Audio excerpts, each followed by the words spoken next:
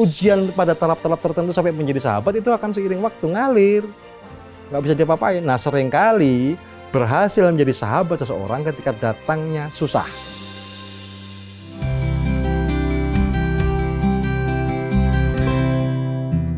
Kembali lagi di Dialog Positif Plus, masih bersama Gus Chandra Malik.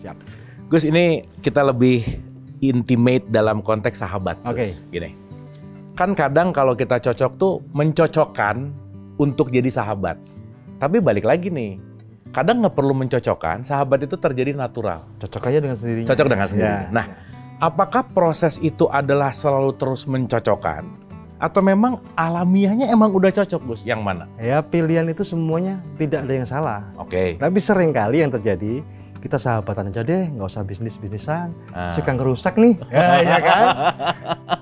Ini beda lagi ya, kan? Sahabatan justru bisnis bisa merusak persahabatan ya. Oke. Kalau mulai bicara duit nih nggak enak nih kita, kan gitu. Tapi kita enak-enak aja ya. Ya enak, kalau transferannya jelas, nggak pakai lama, banyak pula, wah cocok gitu ya. Oke. Ya.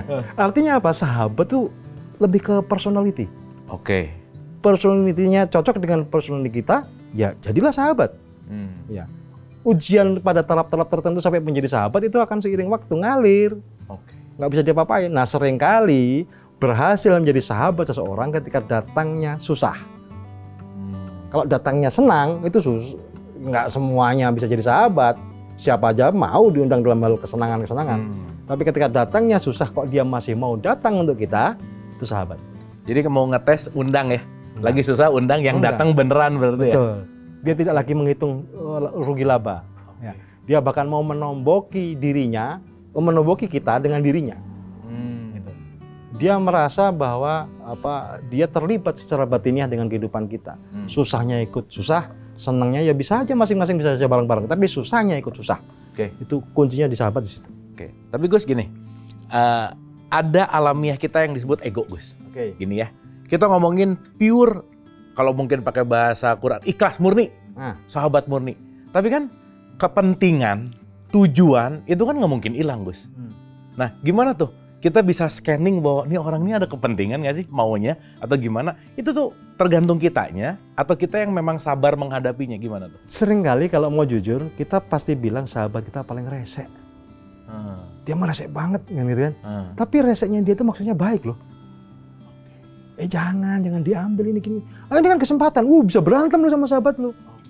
In the end of the story lu bilang, bener juga ya omongan dia ya, gitu. Itu bisa nunjukin bahwa dia nggak punya kepentingan. Dia sering jadi penyelamat ketika orang lain itu tidak mau memandangnya secara lebih jernih. Gitu. Itu sahabat seringnya begitu. Kalau orang lain, mumpung ada peluang, lu ambil sekarang dan lain sebagainya. Dia lebih ke rem, gitu. Nah, tinggal kita paling gampang nguji orang tuh pakai duit, mau bagaimanapun juga. Ya, pakai duit. Ya. Kalau dia punya orientasi terhadap itu, kekayaan pribadi, keuntungannya sendiri, ya itu bukan sahabat lah. Ya. Tapi sahabat tuh dikala susah, itu sahabat. Kalau teman tuh seringkali dikala senang. Ya. Nah, ketika engkau dalam keadaan susah terus mau nyari teman, susah lah. Kalau dia maunya dikala senang. Yang datang ketika engkau susah itu sahabat. Nah, jadi tergelitik untuk mendiskusikan ke zaman Rasulullah, Gus. Kenapa Rasulullah tuh memanggilnya sahabat? Padahal kan kalau kita bicara terms dalam kesadaran, kan guru dan murid nih. Tapi kenapa Rasulullah mengambil termsnya adalah sahabat gitu, Gus? Karena ajaran Islam itu persaudaraan. Ya, ikhwanul mukminin, ikhwanul muslimin, silakan dipakai yang mana? Persaudaraan di antara orang-orang beriman. Persaudaraan di antara orang yang berserah diri kepada Allah, kan gitu ya. Lebih ke situ. Sehingga derajat antara guru sama murid itu diseimbangkan oleh Rasulullah karena ketawaduan beliau, tidak mau tinggi hati, sahabat. Ya, itu susah zaman sekarang. Iya.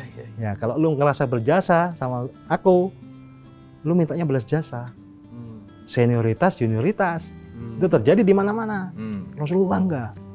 Aku mungkin mengajarkan sesuatu kepadamu, tapi aku juga belajar sesuatu darimu. Maka dalam satu hal, engkau mungkin guruku, dalam hal lain, engkau adalah muridku. Itu bisa enak hubungannya. Nah, kaitan sama rahmatan lil alamin, Gus. Ini isu ada nih. Hati-hati sahabatan misal sama orang yang beda agama, sama orang yang beda keyakinan. Nanti karena ada satu statement bahwa siapapun yang menyerupai kaumnya lah, apapun yang akan menariknya lah.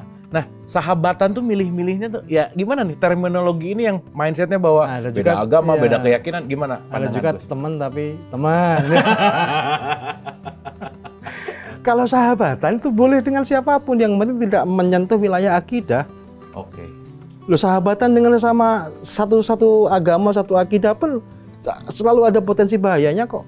Ya. Selalu ada. Justru kamu jangan melihat orang lainnya ya. Kamu apakah dirimu bisa menjadi sahabat yang baik bagi orang lain atau tidak? Bukan dianya ya. Jangan berharap pada orang lain. Ya, lakukan yang terbaik menjadi sahabat yang baik bagi orang lain. Nah, kalau kamu bisa, kehadiranmu bisa membuat orang lain ingat kepada Allah, ingat kepada kebaikan-kebaikan, ya berarti kamu sahabat yang baik. Ya. Seorang pencuri kalau kita bersahabat dengan pencuri, seolah-olah jangan dekat-dekat sama pencuri gitu kan ya. Ya kalau dia bisa mengingatkan betapa manusia itu merasa kurang, manusia mau merebut milik orang lain, itu membuat kamu ingat kepada perintah-perintah Allah dan larangannya, bagus kan? Jadi nggak bagus kalau kamu nolong gambar, nolong timernya, waktunya, ngambil hasilnya, dan jadi nggak baik. Bergantungnya ke kita semua itu. Oke. Ya. Walaupun memang secara umum, ya jangan dekat-dekat dengan kalangan tertentu. Kalau engkau akan cenderung kepada kalangan itu. Ya. Jangan dekat dengan kerbau, engkau akan kena lumpurnya. Orang Jawa bilang gitu ya. Tapi kan kena lumpur bisa juga kita mandi bersih. Ya kan? Tentang bagaimana cara bersahabat saja sebenarnya, tanpa bermaksud menggugat dalil itu. Dalil itu sesuatu yang sifatnya persuasif. Ya.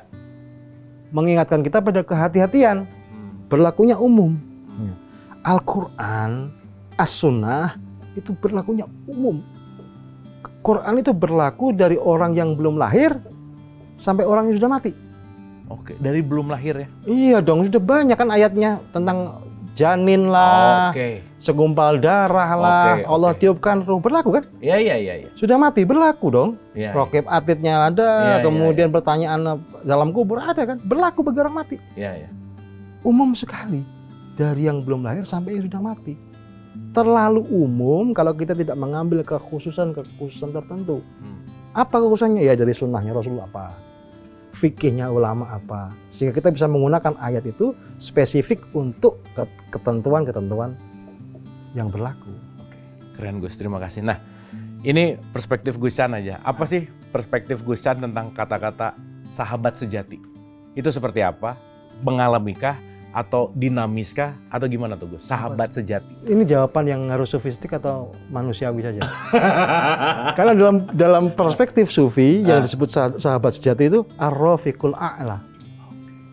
Rasulullah ketika mau sedo, mau meninggal dunia, yang populer mengatakan ummati, umatku bagaimana ini ya Allah?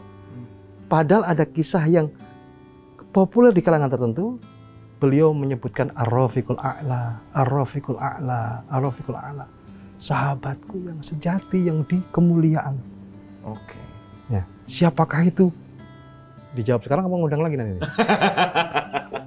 Sahabat yang mengantarkan kamu pulang kepada Allah.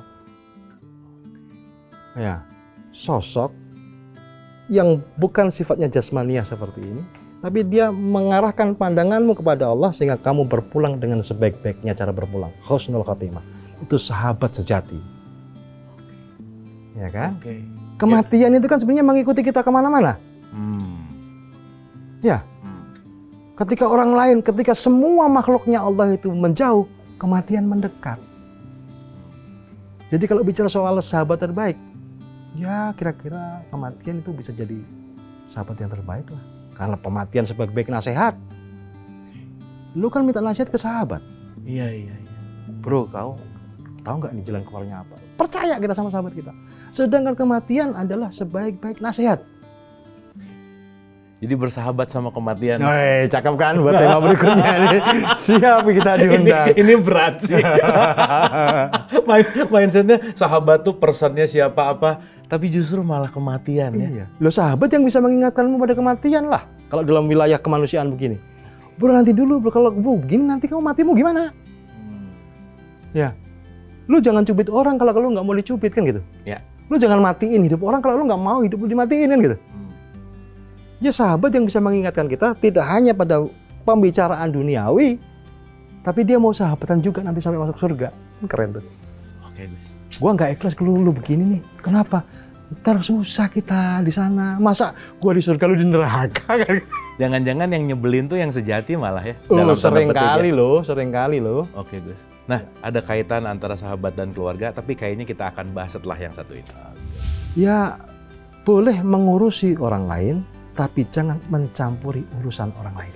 Oke, boleh ngurusin orang lain, tapi jangan ikut campur.